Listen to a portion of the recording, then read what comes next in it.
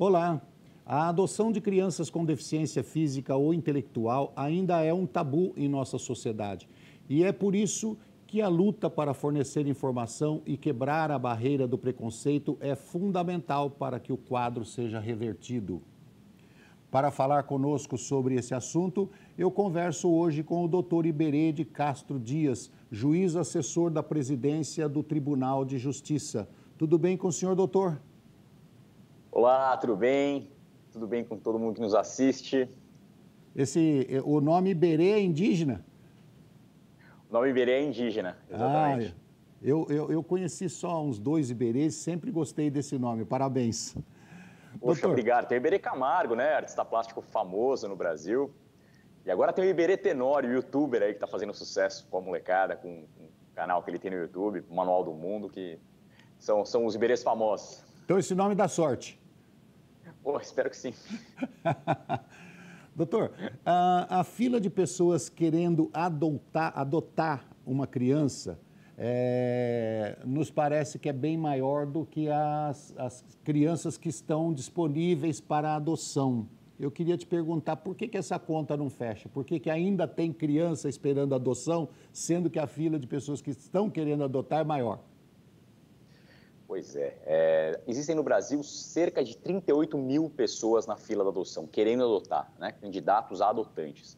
Seja um casal, seja uma pessoa, homem ou mulher, solteiros ou divorciados, enfim, isso não faz diferença. Qualquer pessoa com mais de 18 anos pode adotar no Brasil.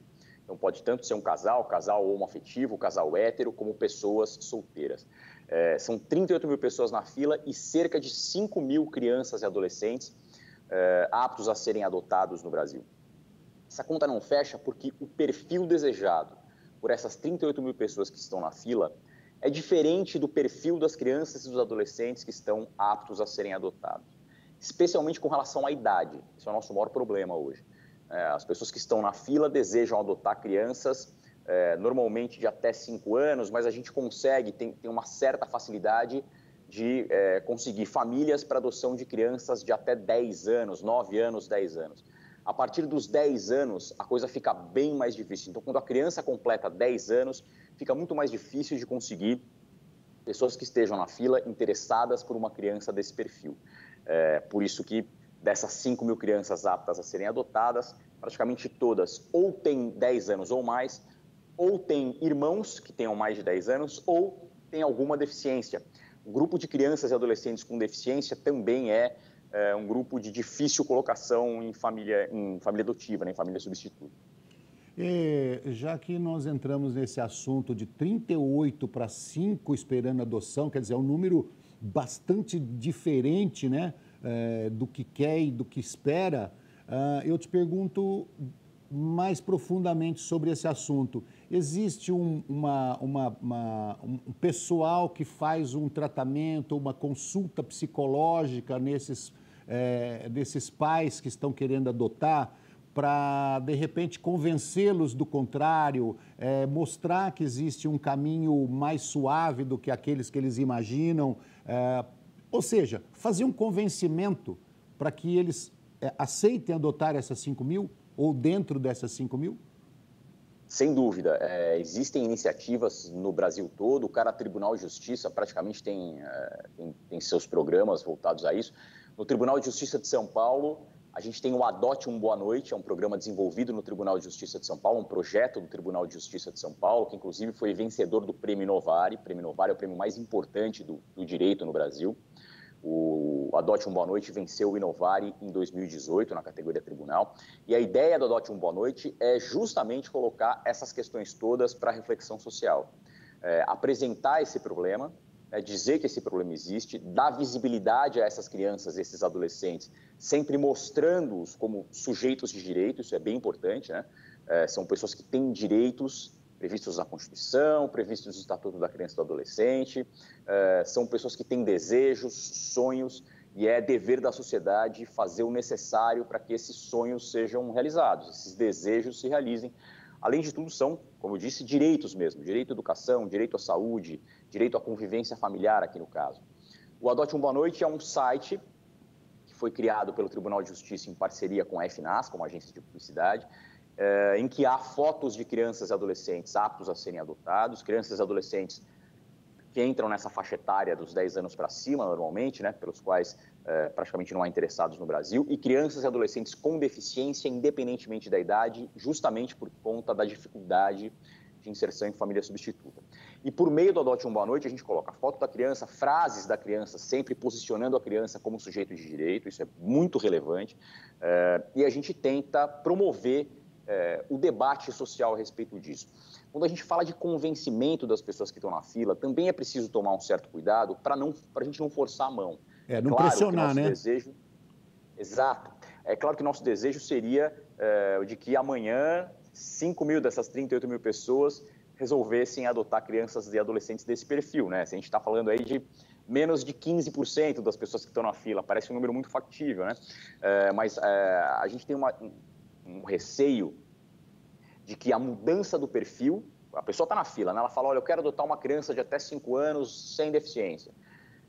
Essa mudança brusca de perfil, de, por exemplo, passar a aceitar adotar uma criança de 11 anos ou uma criança com deficiência, pode ser algo feito com pouca reflexão. Isso pode ter consequências no futuro. Sim, sem dúvida. Se isso não é feito com muito cuidado e de forma muito pensada, com muito respaldo técnico, a chance de uma eventual adoção de uma criança que não seja exatamente aquela desejada pela pessoa que está ali na fila, a chance dessa adoção dar errado é muito grande. E isso é o principal trabalho que a gente tem a fazer, evitar que essas adoções deem errado. Então, respondendo objetivamente a sua pergunta, sim, existem programas no Brasil todo, no estado de São Paulo tem o Adote um Boa Noite, mas esse convencimento, essas conversas são feitas com muita cautela, para que a gente também não force a mão, porque isso pode ser prejudicial para a própria criança no futuro se uma eventual adoção der errado. O que vocês percebem da expectativa das pessoas que estão querendo adotar? Quais a expectativa desses pais ou dessas pessoas que estão querendo adotar? Normalmente, quando as pessoas chegam para adotar, quando elas se apresentam para habilitação para adoção, primeiro, antes da adoção começar, a gente analisa qual é o perfil daquela pessoa que está chegando para adotar. Que interesses essa pessoa tem? Essa pessoa, em suma, o que nos importa é, essa pessoa tem ferramentas psicológicas para desenvolver adequadamente um ser humano, para atender a todos os direitos dessas crianças e desses adolescentes? Ela é uma pessoa capaz de suprir as necessidades psicológicas. A gente não está falando de dinheiro, isso é muito importante. A gente não está falando de necessidades materiais, a gente está falando de necessidades psicológicas. Essa pessoa tem condições de desenvolver adequadamente um ser humano, que é tudo que nos importa. Então, quando essa pessoa chega para fazer habilitação para adoção, a gente tem essa conversa, esses estudos, né? A gente faz estudos psicossociais com essa pessoa. Então, quando a gente percebe que ela tem todas as ferramentas necessárias para isso, ela é habilitada para adotar, é a partir desse momento que ela entra na fila e passa a estar apta a adotar. Agora, doutor, quando a expectativa de quem está adotando é muito explícita, ou seja, ele mostra que ele quer esse ou aquele perfil, que ele quer essa ou aquela idade, esse ou o jeito... Isso reflete nas crianças que estão esperando por adoção? Reflete positiva ou negativamente? Sim, a questão da expectativa que você tinha mencionado é bem relevante nesse processo de habilitação, né? Enquanto a gente está fazendo essa análise do perfil da pessoa que se candidata a adotar, um dos principais trabalhos que a gente tem para fazer é desidealizar a adoção. A pessoa normalmente chega, num primeiro momento, para adotar, com um perfil muito idealizado da criança e uma ideia idealizada de o que seja ser pai ou mãe, né? Então, isso acontece também com paternidade e maternidade biológicas, né? As pessoas idealizam a função de ser pai ou mãe, idealizam o filho, né?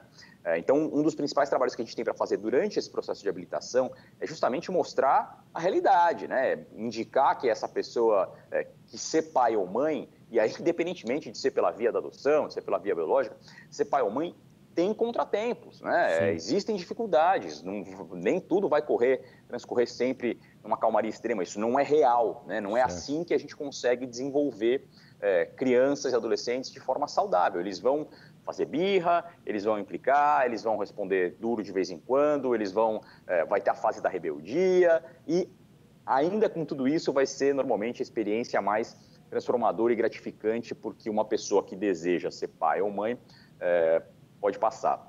Tem que passar por todos os momentos, né?